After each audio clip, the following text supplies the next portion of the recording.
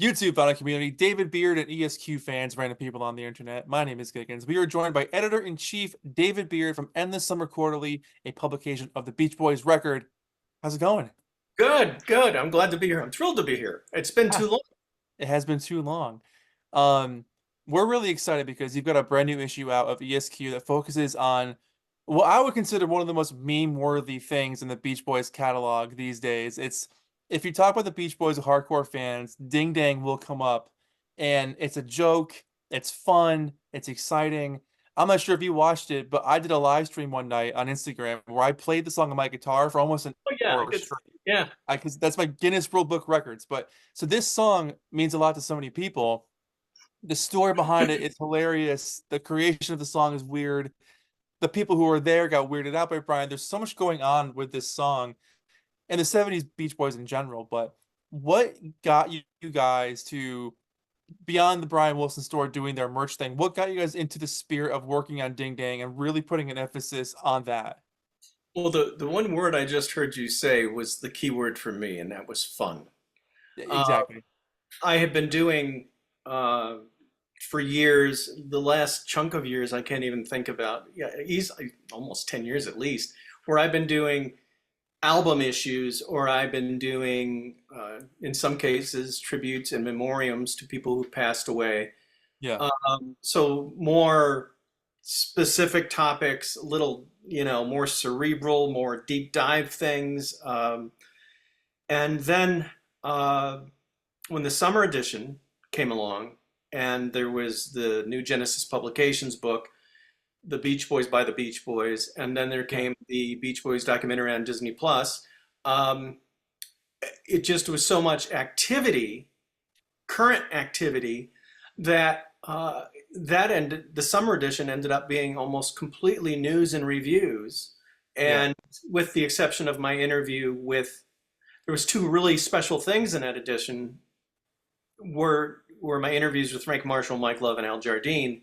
Yeah. But I had my allotted Zoom time with them, just like every other journalist.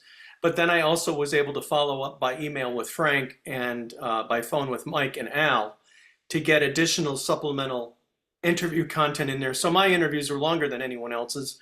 And I got Frank to talk about his father, Jack Marshall, who wrote the theme for the song Karen, which the Beach Boys actually recorded. That's So that was all in there. And it was cool to kind of go down that road with him. yeah. But really, I think the neatest thing that we put into the summer edition, again, focusing on fun, was the out of the blue article from Perry Cox, who he and his brother Rick his brother Rick is the current owner of the famous surfboard the Beach Boys have on Surf and Safari, Yeah. and Surfer Girl album covers. Right. And so Rick owns that, and Perry and Rick were connected to go down to the day they shot at the Paradise Cove. So Perry sent us in with photos this kind of behind the scenes full breakdown of the day and when everybody arrived, and then some photos, and it was really special. And it's like that part of the documentary is so short at the end. To I be able know. to kind of have that expanded in the magazine was, uh, because I think Essential. everyone wanted more. Completely. We So were starving. When that scene ended, I sat there. I was like, wait, come back. I don't know. I've been thinking. I don't know if there's going to be like a 4K DVD release, and would it have special features on it? And I would Yeah. like to think that there's going to be more of that day. Hopefully, even maybe show Perry and Rick bringing the board in or Yeah. something. Uh, Yeah. but I would love that. I think that would be really special. Absolutely. But what I found when I did this summer edition, although it was as much work as any other issue that I do, was how much fun it was. Yeah. Um, and I just think when the Ding Dang announcement came on Brian's social media that, oh, there's this new Ding Dang Page shop coming, and I thought, and I saw people commenting, well, what does this mean? Does this mean there's a new digital release? What is this demos? And eventually, what happened was 4 demos showed up from the Love You album on that page, Right. along with most, but it was mostly geared towards an apparel shop. I mean, Right. that's what it is. And when I saw it, I just was not. My first reaction when I first saw it was, "What's this now?" And it didn't do anything for me.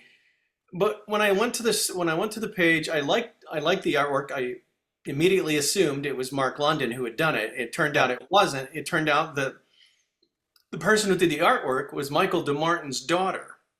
Michael DeMartin, for those who don't know, is the one guy who runs Design Site, and Design Site oversees Brian's website. Yeah. So that's where the artwork idea came from. So Michael wrote an article about how the artwork came to be, and we show the breakdown of the image they used and how they created the different layers to create the look for the towel and the shirt and everything, and Right. the button. There's the button, There you go.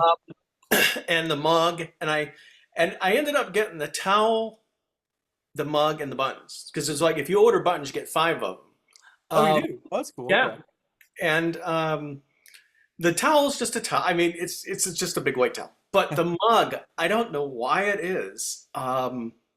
I like drinking out of it a lot. I don't know what it is about the mug. I don't. Yeah. I really like it. I like it more than that Lucky Old Sun mug. I like it more than any other Beach Boy mug or anything I've ever. And I don't know. I don't know that it's the design. I have no idea. Really, it's kind of a taller mug Oh, okay.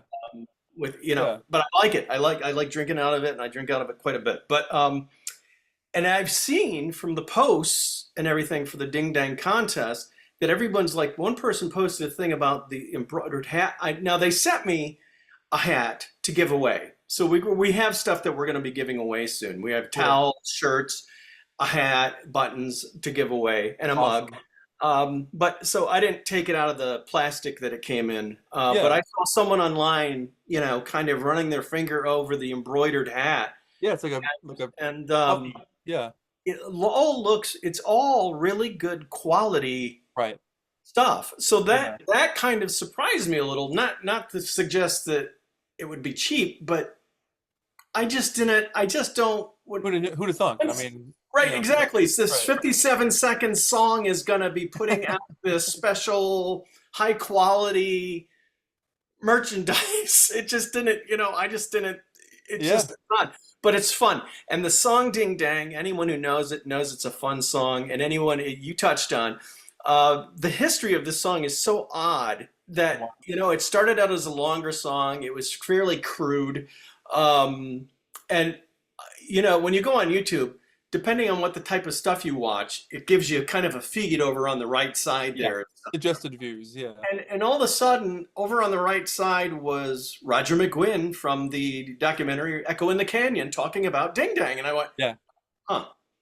So I rolled that up and watched it, and then I transcribed it and put that I credited it appropriately. Right. Of course. But Yeah. I included that in there because he talks about Brian coming over to his house one afternoon and saying, "Hey, do you got any amphetamines?" And he said, "Sure, let me check my medicine cabinet." And then the next thing they know, they're, on speed or whatever it was that he gave him. Tripping. Yeah. And Roger goes to bed. Well, they start writing Ding Dang. Roger goes to bed, and he wakes up the next morning. Brian is still at the piano working on Ding Dang. And it's historically been written about that Brian drove everyone crazy with this song. Yeah. Anybody who was in the room got exposed to Ding Dang, whether they liked it or not, whether they were As in the they mood. should. Yeah. Yes. So it's interesting that when it finally did land on the Love You album, that they whittled it down to 57 seconds. And maybe they just figured out that it was was kind the of best. maybe like you're welcome from Yeah. 67, maybe that type of thing, like maybe it's more of a coda than it is a song. Interlude kind of thing. Yeah. Yeah, and so it's just a funny romp, and it really does Yeah. speak to who Brian was at that time in his life. Yeah. And at the same time, I was thinking these thoughts, and then at the same time, Brian's 82nd birthday, and I'm seeing all these posts, these lovely supportive posts about how they had this big bash in his backyard, set up a little Yeah. kind of makeshift stage, and, Yeah. and Brian shouting out songs he once performed, and Yeah. the two guys from what are the Lemon Twigs Lemon Twigs. Yeah. were there, and the D'Addario brothers, and Darian brought them, and then Brian shouted out, "I want to hear Be My Baby," and Carney got to perform that for That's Brian. so So cool. that, so I got quotes from a handful of people, ran specific photos with that. So that was kind of the lead news story too. Yeah, So it's a very, it's fun issue, but it's also very important to me to kind of because early in this year we all know that it was made public that Brian's conservatorship was set up because he had been diagnosed with a form of dementia. So everyone's concerned about his well-being, and it's just absolutely. so great to see such a really strong support system. And in the summer edition, when I had my follow-up time with Mike on the phone Yeah, and Al, two very interesting things were said to me by each of them. Was because the news was, okay, hey, will the Beach Boys get back together and do something? There was all of a sudden this buzz with that. Even Bruce had done some in an interview where he mentioned what it would be like to work with Brian again. right. And so it seemed like there was little teasers being put out there.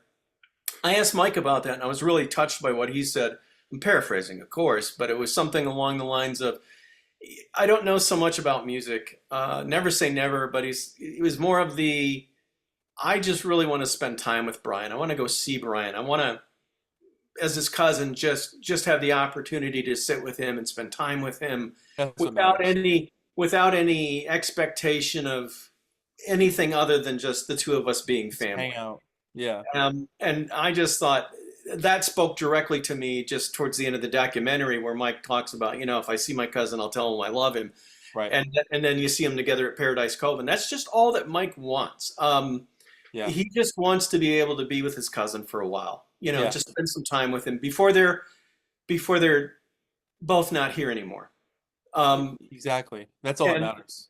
and Yeah, when I asked Al about the getting together type of thing, Al spoke. Al wants to do music as a Beach Boy, um, but we know now that he said I try to go over to see Brian every Tuesday with his band. Now I knew that the band members were going over with Brian. yeah, Um, they had confided that in me, and I don't think that's any quote in secret or anything. So they're going over to spend time with him and play music either with him or for him, that's cool. um, or That's both, awesome. depending Yeah, on if Brian wants to engage. But they're trying to kind of give back to the guy who's given us so much. yeah, And I love that. Again, that just speaks to this wonderful supportive element of kind of a really rich. Brian gave us such a rich musical tapestry. I really love that everyone is really interested in providing Brian now with kind of a rich, making sure that his everyday life is has some richness to it. Um, absolutely. in Yeah, fact, on social media just yesterday, I think, which would have been September 16th or 15th. I think on the 15th, Brian went out with a bunch of friends, Jason Fine, Cameron Crowe, David honey. Olin of the Survivors. Yeah, Um, that was in the group, the Survivors that Brian did with them with that song Pamela Jean. So he was yeah, there, and it's just a handful of friends again, and yeah. it's just It's great great. to see those pictures. I It love seeing is. pictures. Yeah, It's heartening. yeah, Uh, yeah, because it just reminded me of the 82nd birthday. yeah, It's just so good to see this guy getting the love and support that he just deserves, and yeah. I love it. So I've always felt that way before the diagnosis or anything else. I feel that way about all the guys. We all So have. when Yeah, I see them supporting one another or family and friends supporting any of them, I'm just a fan of it. And we feel it. yeah, yeah. So Yeah, it's just it's a and I truly mean this. It's really a beautiful thing to see. It just absolutely. oh, I love I mean, Brian's had such a hard year with everything going on, and the outpouring of love and support from the fans online, and seeing the people he's with in person, going out to dinner with him, getting their picture taken with him, just hanging out with him, cheering him on. Like, yeah. it's great to see people just chilling with him, to let him know he's okay. Like that's I've never met Brian, but it's one of those things where you've seen these people your whole life. You only want the best for them. Mhm.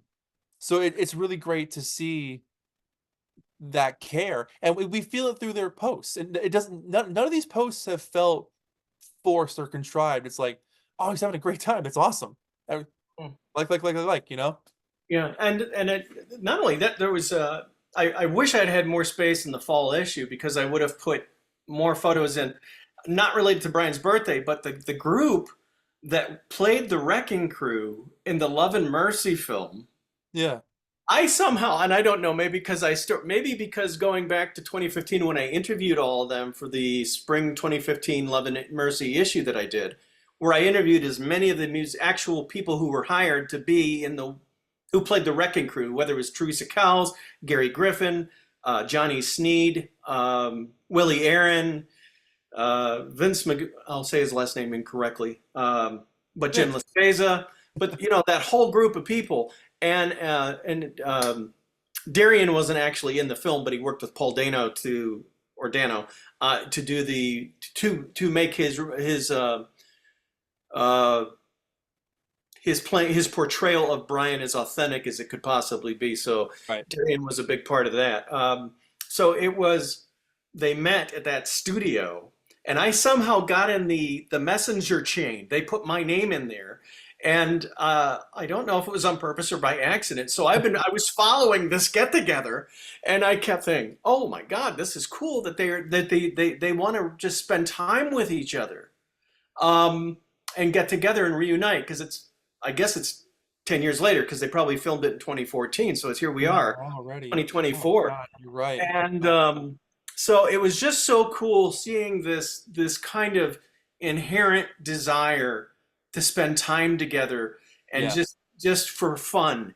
And so I was able to write about that in the news blurb, okay it with them, say, Yeah. hey, I've been sitting here quietly, but now that you got together and you put these photos in here, is it okay if I grab a couple? Yeah. Do it because not only were the people in the film did it, but Probin came, Darian, and Debbie Scher, Cool. and Nelson Bragg Oh, was cool. there Good. too. So That's awesome. yeah, it was just really, it was just so cool to see the photos. And then there was a couple of, I think a few of the people who were there posted on their different socials, like little video clips and stuff. Oh, So nice. it's just so they just kind of jammed together and taped it.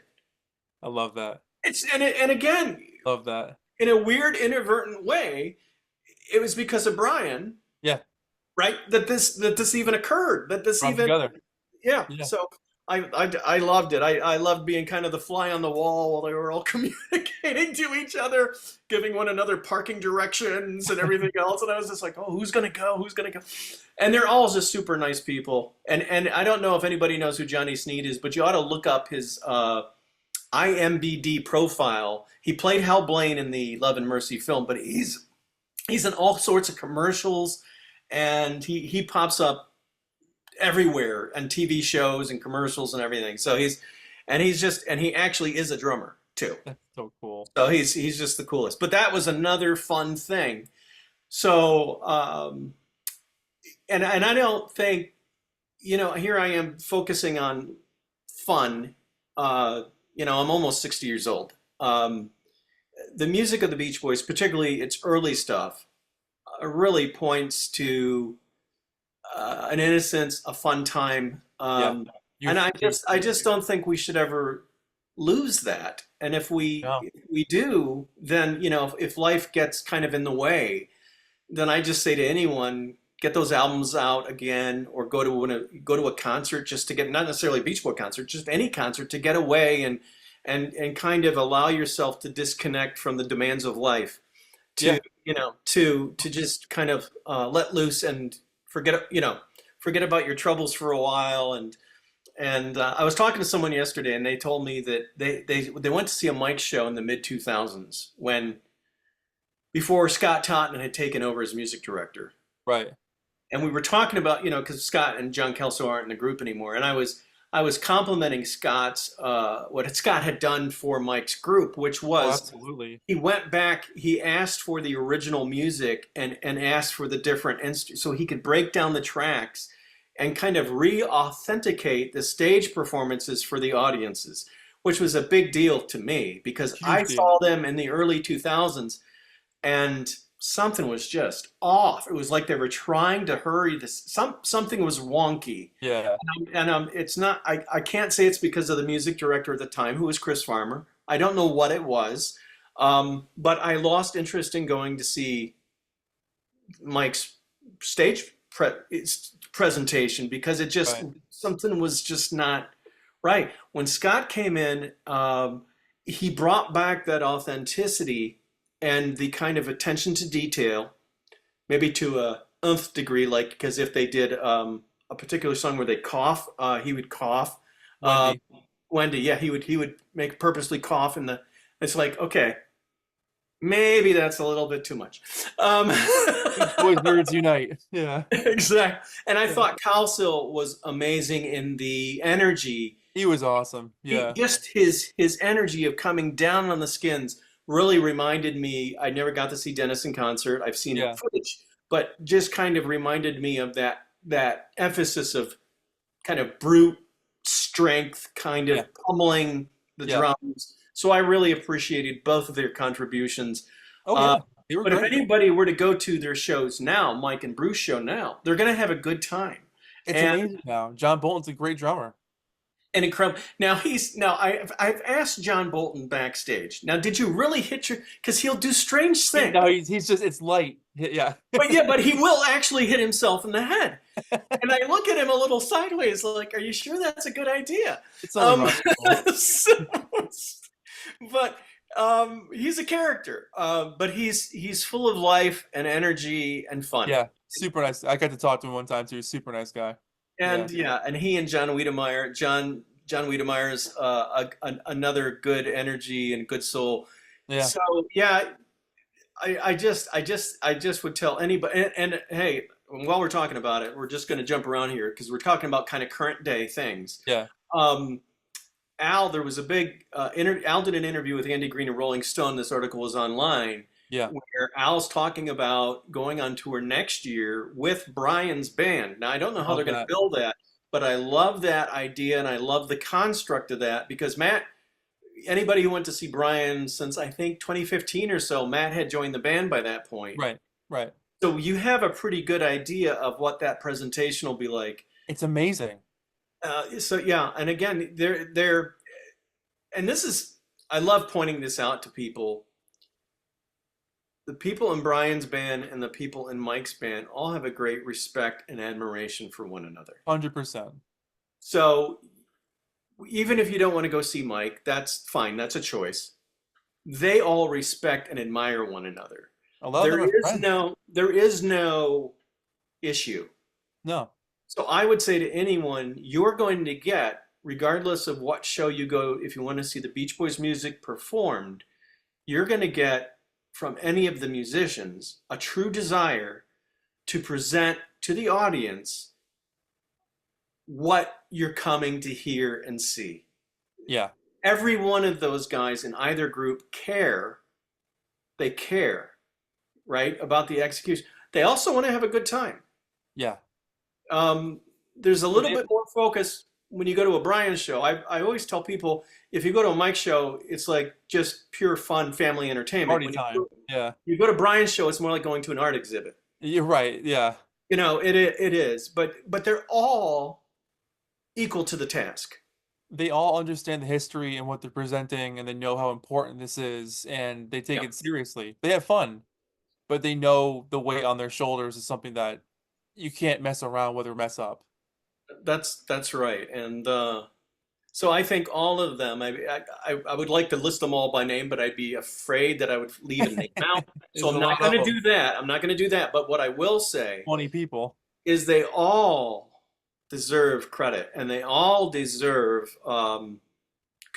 just serious respect. And I Yeah. did a great interview with Brian Eichenberger. That's actually that I printed in the fall edition because I told him I would put it in print. But it's also online on the ESQ site. So if you want to read that, I thought it was a fantastic interview. His influences really surprised me. Led Yeah. Zeppelin among them. Yeah. That he ended up getting into the Four Freshmen. He was in the Four Freshmen touring band, Oh my but God.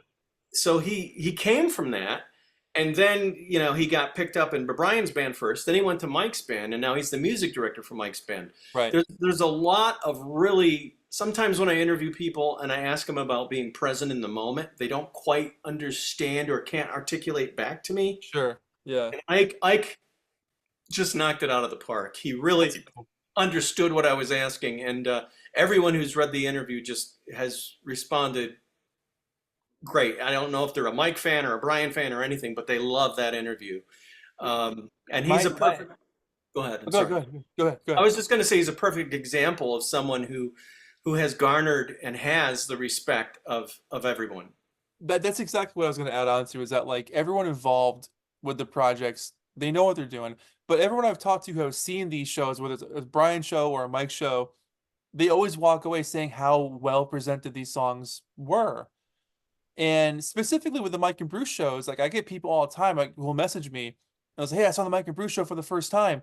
The band was amazing." I'm like, "Dude, I know. Like it's really worth going because they really put their heart and souls into it." So I know for a long time it was kind of like, "Oh, why would you go see that show? Just go see Brian's shows. Those are the real musicians." It's like, no, everyone's doing an amazing top-notch I have job. no idea how difficult it is to replicate that Those stuff. those I songs mean, are so hard to do, and like to make them look easy is very challenging. You got to be so dedicated to know your instrument. well, that Yeah, and then the harmonic blend. You, that too. that Yeah, is like, so to be the musician to execute the recording live. That's yeah, that's that's 101, right? yeah, That's class number one. You Once you do that, that's master class number one, check. yeah. Then you have to go to the higher echelon of master class, which is understanding harmony, just understanding how to construct harmony and be in harmony with Yep. somebody else using your voice, and then being able to execute what the records do. And it's And not easy. Now, we all sing no. along to those wonderful songs. We all do. We're all guilty of it. Oh, we can all sing along, but we can't sing them. That's right. But and I'm sure, and there's so many different people out there that I'm coming across in different, whether it's Instagram or Facebook, or that there's one guy, a new Facebook friend of mine. He's on Instagram too, Chris Crone. Cronin. Yeah, How do you say his last name? I believe it's Cronin. Yeah, he's Okay. an amazing Oh my music. God. Yeah, Yeah, he's really good. So I'm liking what I've seen a couple. He had this. Well, he just did this song the other day just for the fun of it. It was like oh, it was basically a song he made right in front of you, and it was called Summer Only Fun Allowed or something. But it it's a was so jingle he funny to. wrote. Yeah, he was Yeah, asked to yeah, write a yeah, jingle, and he came up with a 70s Beach Boys style yeah. song. It was Um, fun to watch. It was fun Super to watch. talented guy. Super, yeah. I mean, I'm gonna circle back to Ding Dang real quick because like talking about the musicianship of the guys currently, I'm thinking about the musicianship of the guys in the 70s and specifically with Ding Dang. When you read the stories about how the creation of the song happened, who was there, what was going on, when he did this new issue, did you learn anything new about the creation of the song? Now I didn't know the origin. I didn't know that it started with. I knew that Roger was a co-writer, but I did Yeah, not realize, like, the sessions that Andrew Doe has up on his Bellagio site. I don't think any of them that are listed are the night that Brian came over to Roger's house. right, right. So that kind of was kind of an added element to me. I don't, even though I have, the bootleg versions of the song at different parts. Like I Yeah, have the early version that's really crude, yeah, and then I have the kind of the track of it, which is called Clangin', right, um, and then the not crude version that's longer, and then finally the 57 ding dang, right. 57 second. So not by going back and collectively listening to them specifically one after the other. It was just interesting to me to hear the kind of the evolution of trying to understand how they got to the point where they just wanted 57 seconds. And I Yeah, don't, and I think it's fair to say they didn't think we're only going to do 57 seconds. I just think it was a matter of let's edit this down to where it feels like it's enough. you've Where heard it's this from not Dig It, from the where it's creation of not two Jingle. minutes of just the repetitive thing over and over. Let's Right. Right. what's not too long with just this repetitive thing? I And mean, I think Earl, I would imagine it was Earl Mankey who did that. yeah, yeah, yeah. I mean, I So, know you're a Beatles fan, so you've heard the long version of "Dig It" from oh Let yeah, It Be. It yeah, just goes on forever, and like the version they put on the record makes sense. This little concentrated thing that'll get stuck in your ear for a couple of seconds, and then it goes away. yeah. I think a longer version of Ding Dang wouldn't have been as successful or memorable. It would be more of a throwaway song, but for it being as compact as it is, what's this special little 50-second bottle of magic here, you know? It was a smart move on their part. Yeah, Yeah, well, and you never, that's the other thing. We're reacting and thinking about and talking about something after the fact. And that's what yeah, I'm right. always reminded of, regardless of what album we're ever discussing or by any group, it's after they've completed it and released it. Yeah, So what the artist is experiencing and going through and thinking about during the process isn't necessarily how we react or subjectively think about it at all. completely. Um, but we do know, so it's interesting to know the history that Brian was just so into it and so, I guess, enamored is the right word, For uh, sure. He was like addicted to it. Yeah. that he had to share it with everybody. Um, I that wish and I was short, there for that, man. That was that the coolest thing. I would have loved to Yeah. have been there the night that it was Alice Cooper, Oh, Iggy Pop, and Danny Hutton. and he's freaking And them all out. and he Yeah. was freaking them all out because now Iggy Pop is a fairly odd fella, Alice too. Yeah. Actually, he's pretty boring, but yeah. and Iggy Pop's and a little more outrageous. Yeah. and he Brian made Iggy leave because he wouldn't stop playing Shortening Bread. Come on, sing, you That's know. one of the best stories ever. He's God, like, it's one of those huh? mythical things that you like, you really knowing that it's true feels even better because those stories they make so much more of an impact. It's so good. As a I fan, just, you live for those stories. it's nuts. Iggy Pop thinking somebody else is weird. Yeah, right. Yeah. Just okay. So, but that's just it, right? Brian was always kind of at the top of whatever the subject was, right? Yeah. Brian was at the top of changing music in the 60s. Here he Yeah. was in the mid 70s being the weirdest in the room, but not Yeah. on purpose, right? It was never on purpose. It was just how he always was. He was Yeah. just wherever he was in the moment, and it was either, and no matter what it ever was, it was pure Brian. Now, I didn't hear Ding Dang until I was about 18, 19 years old. Okay. So I was way late to the party. You've listened to the Love You album for a lot longer than I have. In the last 5 or 6, maybe since COVID started, around 2020, that song has blown up as a meme for the Beach Boys community to like just riff on this song and use it for funny videos and this and that. Was it ever like that back in the day, or was it kind of like, oh, that was a funky, weird little song, next track? Or did you guys joke about it back in the day? No, it took Love You was an album for me that when I finally got to love you, I don't even remember how long I was a Beach Boy fan to the point where I got to love you. Uh, Yeah, it was several years because it was like a situation where uh, probably late 80s, early 90s, really before I got to love you because I started going, okay, it was going to record conventions. I want to get all my Beach Boy records. I want to get. yeah, Then it's once you get them, are you listening to them? right. So, Yeah, that's the next part. Yeah, because at the same time I was collecting Jan and Dean, I was getting into the Monkees, yeah, uh, Lindsey Buckingham. yeah, So I was kind of and discovering Chicago, early Chicago. yeah, And the Moody Blues. So yeah. by mid '80s, I was, oh God, A lot to listen to. completely succumbed to the Moody Blues. Yeah, Um, so when I do remember Love You kind of finally sinking in because and albums don't always immediately hit me. Some do. yeah, Like Christian Love's Only Alibis that came out last fall, that hit me immediately. I went for a 2.5 hour drive and it hit me immediately, and I just left it on play, and I love it. I still love yeah, it. But some like Pet Sounds, when I first heard it, I was in my late teens, and I think when I first listened to the album, I had an album, LP, and I bought it because it was the Beach Boys, and I was just getting into them after watching the Dead Man's Curve TV movie about Jan Right. and Dean. Right. So Pet Sounds was there, so I bought it, not knowing anything about it. It just looked like an interesting cover. I listened to the record, and I think I remember liking "That's Not Me," and that's Okay. kind of it, Yeah. because it didn't sound like the best of the Beach Boys, which I had, Right. and I think "That's Not Me" was the closest to that type of upbeat Slightly pop. thing. Yeah. Yeah. Right. And then a handful of years later, when I was around 22, I had the Pet Sounds cassette in my car playing, and it was side one, and it was just a couple of songs in, "Don't Talk, Put My Head on My Shoulder," something, and bam, it hit me like a brick wall. Yeah. Um, Love You has never done that for me.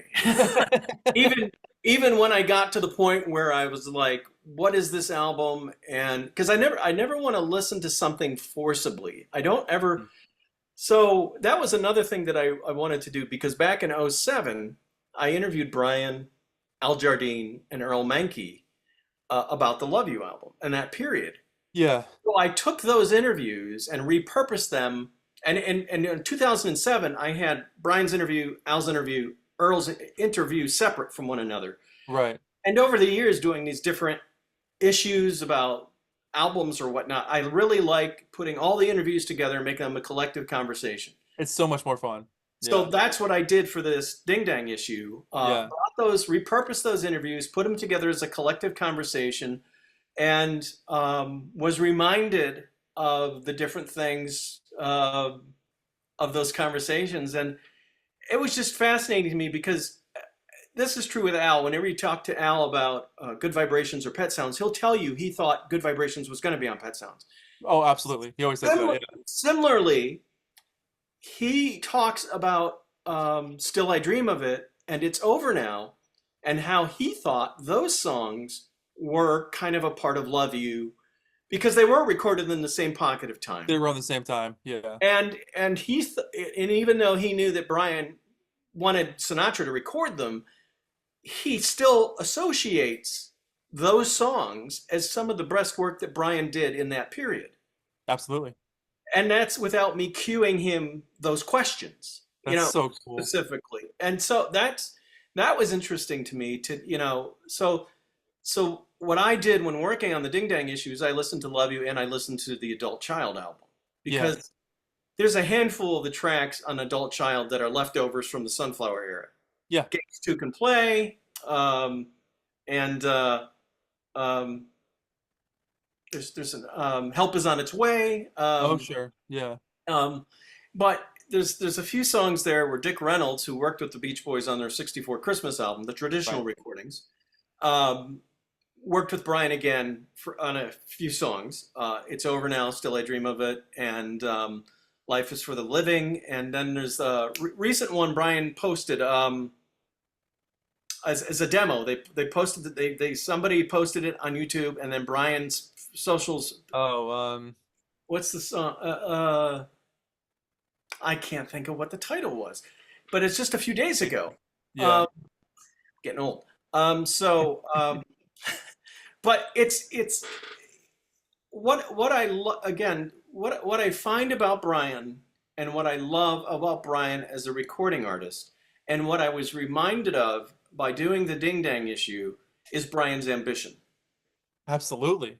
and how we, depending on who you talk to, and depending on whether someone likes the Love You album or not, because I'm someone who likes the Love You album. I'm someone who likes the Summer in Paradise album. I'm someone who likes Pet Sounds. I like something about all the work. Absolutely. And so when I hear Love You and I hear Adult Child, yes, he was under Dr. Landy's care. Yeah. That's true. But the fact that Brian was all the Beach Boys, as a matter of fact, except Carl and Al. So not all of them. Mike was extremely productive in the mid '70s. Oh, yeah. Extremely productive. Celebration, 2 solo albums. Now, granted, they weren't released, but the amount of music that Mike worked on. He was working on a lot. Yeah. Oh my! Easily 4 albums worth of material. Yeah. This and the stuff that Brian was working on, easily 2.5 to 3 albums worth of material. Yep. And this is before they go to MIU. Yeah. Right. Um, and and Dennis with Pacific Ocean Blue Yep. and going into Bamboo. This was a non sequitur where Dennis was just writing. Yeah. They all were just writing, and it's a very productive and creative time for each of them.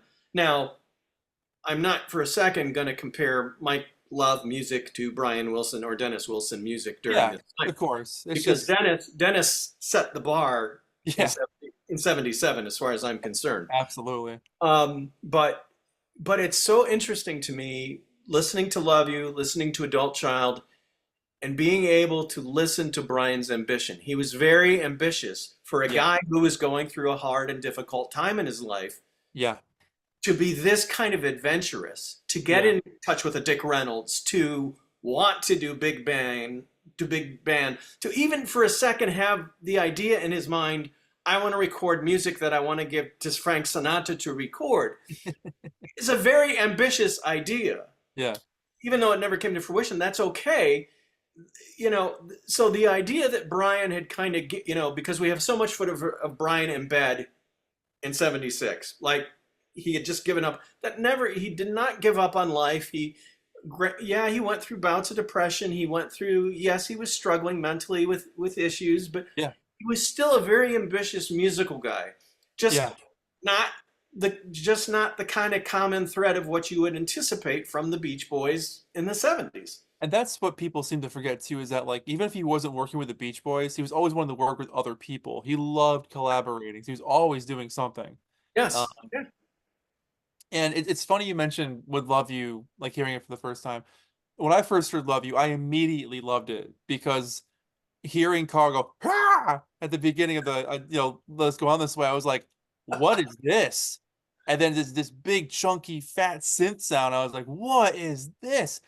But I've talked to so many people who can't get into that album, or it's taken years to get into that album. So it can be pretty polarizing, but because of that polarizing aspect, I agree with what you're saying. The ambition is there. So you're hearing Mhm. something completely new, just like Pet Sounds was, Yep. where people have a hard time digesting it. So, I mean, when it comes to there's some beautiful ballads on that album. There's some weird, funky stuff like Johnny Carson or Solar System. Yeah. But When the you night was so young is the one that grabbed right a hold of me when one of the I most really started beautiful to songs appreciate the ever. album.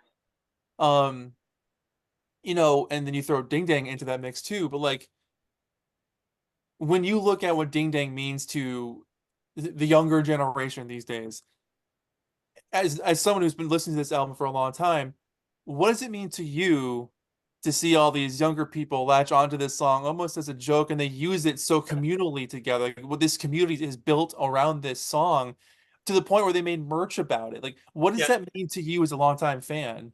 Well, I just think it speaks to Brian and his incredible gift, because you said it started around the pandemic, and it did, because back in 2020 they took some 1966 footage of Brian flowing a glass of water off his balcony to that 57 seconds, and they made this little loop with it, and they brought that back for this new store. They brought and I think that video is actually on that page on Oh, the is it really? Yeah, I I remember believe that. so. Yeah. And so it was kind of and again, I think it's so interesting the way that and all the like the memes and the reels and the tags and everything they do. Yeah. I like it. I like that Brian has so many different types of the Beach Boys as a whole. So Yeah. many different types of music Yeah. that you can do this, that it even is even possible. And a great perfect example of that is we have so many fans of Smile and that music, and Brian, God bless him, never finished it. So, well, he did in 2004. Later. I'm not talking Yeah. about the Brian Wilson Presents Smile, but in the '60s, he never finished it. So what he Right. ultimately did for all the fans out there is created an incomplete album for us to finish for him. The biggest jigsaw puzzle of all time Yes. with And no so, answer. Yeah. and so however it works for the fan is the way it is. Absolutely. I agree. I So agree. that's the thing and the beauty about Smile. So so I just love that that is out there. There's nothing like it in the world. No, no, And there's nothing that's available to you from a major rock group that you get to create yourself. no. There's nothing. And it would almost be like that would be something new through Rock Band or something like that Sure, that they would come up with now. But no, sure. this happened in 67 and Yeah, Brian inadvertently shelved it. Well, I mean, he did it. He purposely shelved it back then, but what he inadvertently did is created something for the fans to do by themselves later on. it And was that is beautiful. brilliant. But it was a mistake, right? It was like the mistake. So to me, Smile, like any other piece of work, or Ding Dang, or anything else, is a reason. It's a connectivity. It's a connective tissue for all of us that brings us all together. Not all my version of Smile is better than yours. It's nothing like that. Never It's been like the that. fact No. that it attracts us all, and that we're brought into it, and we have this thanks to the Beach Boys, thanks to Brian Wilson, really, thanks for Brian Wilson first, thanks to Dennis Wilson for write a song about surfing, Yeah, then thanks to Brian and Mike saying let's do this, and then thanks to Brian from having the inherent God-given gift to be able to figure out how to create, because of dissecting Four Freshmen Records, this ability to build with what he was working with his brother, his cousin, and his friends, right. or his neighbor, to be able to develop this and change the way that we hear music, listen to music. He changed the entire industry, Yeah, uh, and he never did anything of what he did, whether we're talking about Ding Dang, Smile, The Beginning, Pet Sounds, any of it, whether it's a hit record, non-hit record. Brian did all of it just inherently. It's all the right. same. That's the consistency there. The foundation of Brian Wilson is the mood that he was in, the place that he was in that moment, in that thought, where he was, what he was doing, and that's what he gave us in that moment. And so whether or not somebody else likes Friends, you and I love Friends, but if somebody Yeah, else doesn't, that's okay. That's okay. absolutely. That's the But great thing about it. but the Friends album, whether people realize it or not, is the great Brian Wilson Bacharach jazz album. Yep. With let's throw away the sub. Let's take all the lyrics off of those songs, and It's a good album. you have an incredible. I wish they would do that. I would wish they would release Friends as an instrumental record. Friends box set. Yeah. You would have a bossa nova jazz album like no other. I It'd be mean, awesome. it would be incredible. Um, Just think about that for a second. Just I mean, jeez. And yeah, it's just again Brian in his moment in late 67 going into 68, this is who he was, this was his influences, and that's never changed. That's yeah, he always gives us himself yeah, in his moment. And yeah. that's his consistency. So I'm I gonna think to answer your jump- question, my long way of answering your question, I think it's a beautiful thing that new generations are discovering, whether it's Ding Dang or You're Welcome or what other little snippets of sounds do we, or anything from Smile that was incomplete, like Yeah, She's Going Bald, falls uh, on the piano. Little Yeah, Bird. I mean, that's a Dennis track, but you get the point. I mean, it's any with these new generations of fans coming in and discovering this stuff and having fun with it. Uh, yeah. more power to them. I love seeing this stuff. I mean, growing up in the '90s as a kid, the Beach Boys were like the most uncool thing to like. They were the dads on Home Improvement and Full House. They were like, they were so uncool. Like, I got bullied and picked on so hard for liking the Beach Boys as a kid. And then all of a sudden, you know, I get into high school and college and more people are chatting about them. I'm like, this is kind of cool. And all of a sudden, like the internet just starts to explode. All of a sudden, people love Sunflower. All of a sudden, I'm like, where were you people my whole life? So it's fun to see Instagram or these message boards exist where all these nerds can hang out and chat about this stuff and love it together because I never had that as a kid. And You sound like me talk with my Jan and Dean experience. yeah, exactly the same thing. Um, so it's cool to see memes do bring people together, and it's funny because you can see the humor in something, but the communal relationship of connecting on a common bond of appreciating a work and knowing what else is there in their catalog. So Summer of Love off Somewhere in Paradise is also very highly memed. It's a love thing, Mike rapping, very highly memed. That's Um, such a that's a tragic recording. it's hey, look, it's a love thing, okay? It is. Um, But people, I don't know if people realize this or not, that that song, from what I understand, was originally written for a Simpson episode or a I Simpsons movie or something. yeah, it was. And then it just got put on the album. Uh, You know, it should have been left off the album along with Forever. Neither one of those songs should have been on the album. I Or agree. if they had kept Forever on the record, then it should have been maybe Carl singing lead with the same track and backing vocals that the Beach Boys did for Stamos. Can you And imagine? maybe have Stamos play the drums on that. Yeah, And I mean, it was but then have the Beach Boys singing it. right. That that would have made sense to me. But again, that's us being kind of referees or officials on Nitpicky. the outside looking in. Yeah.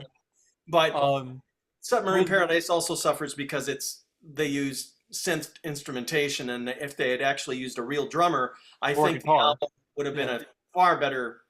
Oh yeah. Um, so with the way music can be so popularized now with memes, and bands can have a whole new career or a whole new image with the internet, what song from the Beach Boys catalog would you hope to meme next? Like, what's another meme-worthy song from It their is a good catalog, question. and why? Well, I think to the just on kind of the same premise of what is already happening, people having fun with something, You're right. right? So I would say probably She's Going Bald. I can absolutely agree with that. Absolutely. Yeah, Um, yeah. Or I Little would Pat. go a little bit of vegetables. Yeah, Yeah, I can see that one another taking good one. off really well. Um, when But you, just the whole speeding up of their voices and Too Late Mama. So oh, I love it's so good. it's so bizarre. It's such a weird. I play that for people all the time when I meet people who want to hear weird Beach Boys. I'm like, look, I'm gonna play you Smiley Smile. You're not gonna believe this is the Beach Boys, and it's the same reaction every time. Um, with doing this new issue, what do you want people to get from it? From the modern news coming out right now, what they're going through right now, but also with the Ding Dang resurgence or popularity. What do you want people to take away from this issue? Well, the recent feedback that I got, which because I number one, I live on the East Coast, so I'm not integrated into the California lifestyle or anything like that. Same. I don't have the honor and privilege of being able to live out there and be around all those really gifted people. Now, granted, I mean, in communication with them, Right. but it's not the same as living there. Yep. And if I lived there, my God, I'd probably be over bothering Probe and Gregory on a daily basis. Yeah. Uh, he's such a sweetheart. You Yeah. know This what? guy. Someone just told me yesterday about ESQ, and kind of what I'm pointing out is that because I live here and I don't really and I kind of put together the magazine, even if I have people writing for me and doing things for me and contributing, I'm still the guy putting it together. So I'm kind of like a lone figure when I'm going through that process. And Yeah. I'm mailing it out. It's just me sitting there putting labels on envelopes, which is as exciting as folding laundry. So it's not a big deal. Yeah. Um, some told me that I'm humble, and I don't look at it as being humble. I really just look at it as I was told yesterday that what I do, like there's like I normally don't do a lot of letters. I include letters when I can, but this last issue, the fall, had 7 pages of letters because they accumulated. Yeah. Because with all that was going on during the summer with the documentary and the Genesis Publications book, it filled up the whole issue. So Right. I got caught up on letters in this newest issue, and I was told yesterday that what I do is I give that ESQ is this really inviting form, like this print form of like bringing people in, making people feel as though they're a part of something collectively. Because most people have either a phone or a computer or something that they're constantly on. They follow social media. They can see all the posts. So like using Brian's 82nd birthday as one example, Yeah. or the premiere of the documentary at the Chinese Theater in Hollywood as Yeah. another example, which was the main news feature in the summer edition. I gather everybody's quotes together, and in some cases, they give me exclusive quotes after the experience of the event, and they Right. send me the photos, and I put the photos together, and I create this collective thing, and I let these people tell the story. I let them bring the reader in because it's always been I love just behind your right arm there. I believe I see a book and record. What, this thing? Yes. Yeah, it's an old comic book. Yeah. Yes. I had, and I still have, the Incredible Hulk, Captain America and the Falcon, and the Spider-Man. Yes, book and records. I Yeah. grew up on those. Yeah, so cool. So there's a narrator, and there's also somebody. Then there's actors they hired to do voices of the characters of the comic book themselves. So there's a Right. narration and the character, and you get so far in the book, and then it goes ding, and you turn the page. And Yeah. I grew up on that. So that was one of the things with ESQ that I started doing, like when I would do the MIU issue or the Pet Sounds issue where I was creating specific, or the Friends issue, where I was creating specifically companion piece magazines that where people would put on the record and be able to experience the music on a deeper level. Thanks with people like Craig Slawinski, John Brody, John Carrere, I think his last name is pronounced. Who those guys provide the sessionography. Yeah. Uh, uh, and there's a couple of other names that I'm not thinking of right off the top of my head, but there's a team of them that provide the sectionography. So I'm able to do that sometimes too. And that's this whole concept of the book and record.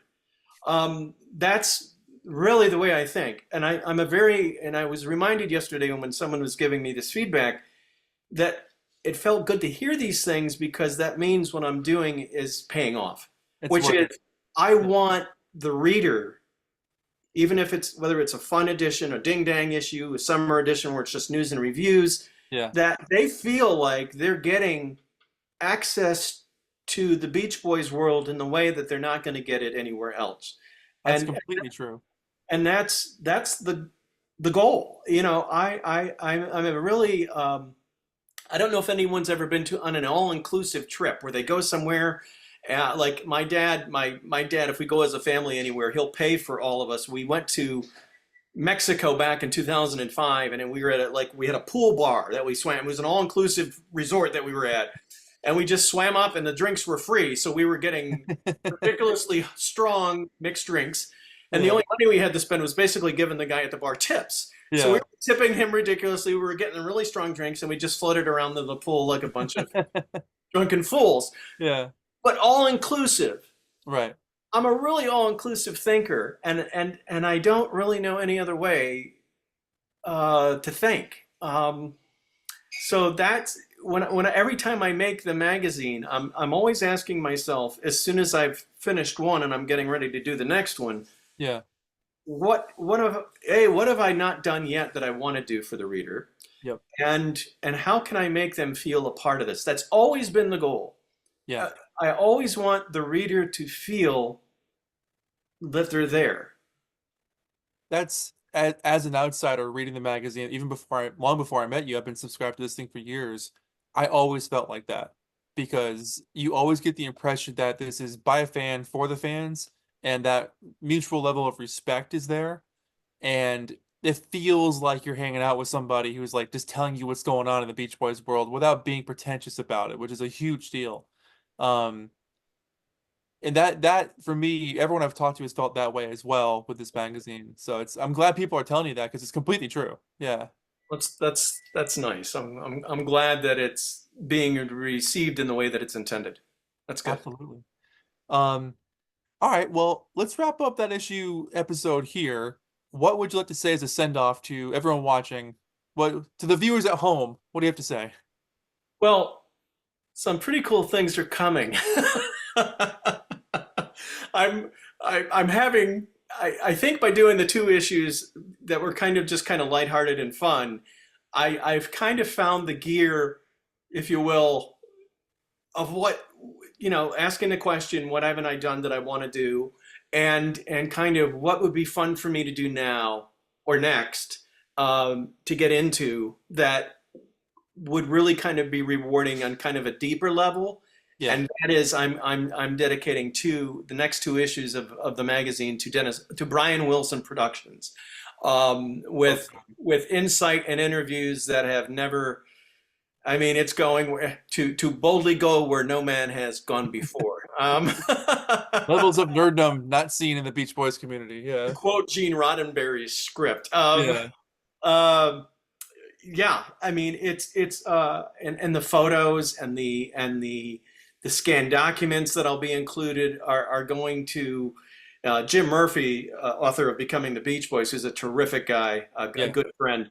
He when I talked to him about one of the items that I've come across, he said, "You've got a gold mine there," and so hearing that from If it's him. from Jim, Uh, yeah, that means a lot. Yeah. yeah, pretty significant. So Yeah. I'm excited that I'm getting into this, and I'll just publicly say this now because it's absolutely true. I'm doing this for Lee Dempsey. Lee has been kind of the behind the scenes guy. He stopped being an editor, kind of a public part of the magazine back around September of 1999, where he took on just the business aspect. He does back issue fulfillment. Yeah. He's the business manager of the publication, but he is a collector extraordinaire.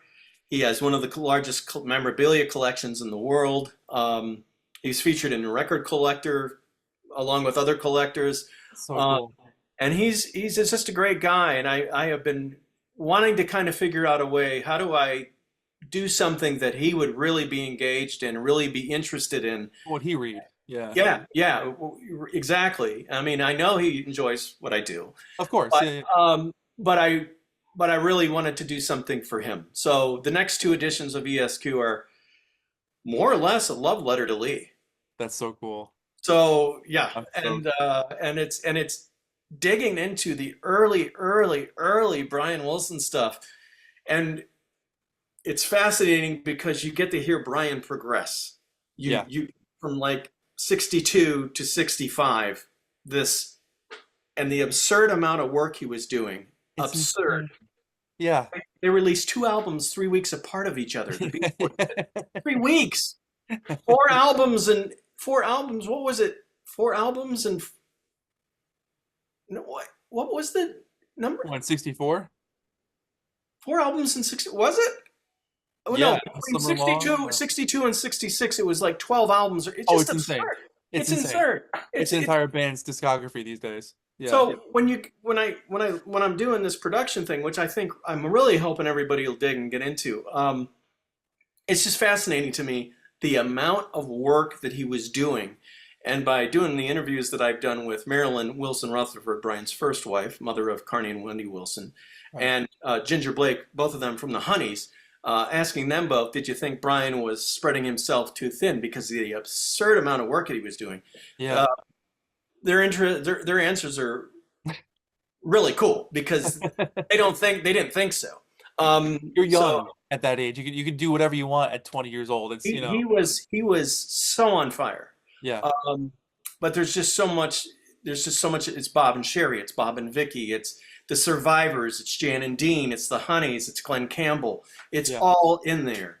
And there's just so much documentation. Oh, and Paul Peterson. He's in there too. I forgot about that. I sent him off some questions, so I'm waiting to hear back from him. So it's really gonna be something. And it's fun for me because I've never spent this much time focusing on Yeah. Brian. Know the Beach Boys catalog very well, but not kind of this outside peripheral activity. Because a lot of this stuff was either never released or wasn't a hit. Like, I mean, Yeah. Janet Dean's Surf City was #1, Right. but that wasn't the case with all this stuff that he worked on. And Pamela So Jean just, pulling it all together is really interesting. And there's a lot of photos and scanned documents that people have never seen before.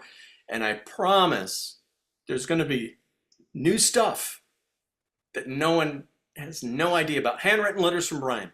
That's as far as I'm going to go. I'm so excited. So it's very, very cool. So that's what's coming up in the winter and spring edition of the next two editions of ESQ.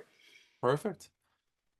David, thank you so much for doing this again. I love hanging out with you, chatting and nerding out about this stuff. I know that people who watch these videos love it too. They love watching us hang out. If you want to follow David at ESQ, the links are below in the little description box down there. Give him a follow on Instagram. Pick up an issue of ESQ or subscribe. You can follow the links and subscribe on the website. We're on Reddit now. What was that? We're on Reddit now too. Oh, there we go. We're on Reddit. Thanks guys for watching, and we'll see you guys in the next episode.